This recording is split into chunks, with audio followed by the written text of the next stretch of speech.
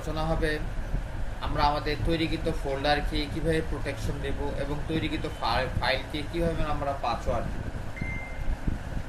Password দেওয়ার তিনটা পদ্ধতি আমরা অবলম্বন করব। প্রথমত, আমার এই ফোল্ডারটা তৈরি করেছে আরাফাত নামে যে কেউ আসে আমার ফোল্ডারের ভিতর কি আছে দেখে ফেলতেছে। আমি চাচ্ছি আমার এই ফোল্ডারের ভিতর কি আছে এটা যেন কেউ দেখতে না পারে, ফোল্ডারটাকে কিছু প্রোটেকশন দিয়ে রাখবো। তাহলে ফোল্ডারটার উপরে রাইট বাটন, প্রপার্টিজে চলে যাব। প্রপার্টিজ দেখতে পাচ্ছি আমরা।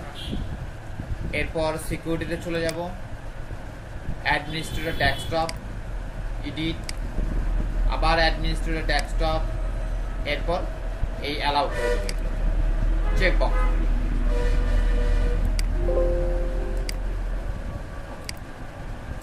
এবার তোমার অজান্তে তোমার এই ফোল্ডারের ভিতর কি আছে কেউ দেখতে পাবে না। ওপেন করো, কি আছে আছে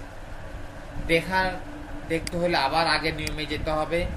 আবার ফাইলের উপর রাইট বাটন, প্রপার্টিজ, আবার সিকিউরিটি, অ্যাডমিনিস্ট্রেটর ডেস্কটপ, এডিট, আবার অ্যাডমিনিস্ট্রেটর ডেস্কটপ, ডিনাই করে দিব, চেক বক্সটা রিমুভ করে দিব, অ্যাপ্লাই, ওকে। এবার তুমি অনায়াসে তুমি তোমার ফোল্ডারের তথ্য দেখতে পাবে। সেফটি ফার্স্ট, ওয়ার্ক রেটার, যে কোনো কাজের ক্ষেত্রে আগে কাজের নিরাপত্তা।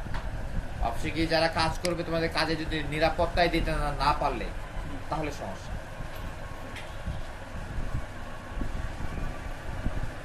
ক্লিয়ার? কারণ আমাকে পার্সোনাল কিছু প্রাইভেসি থাকতেই হবে আমার।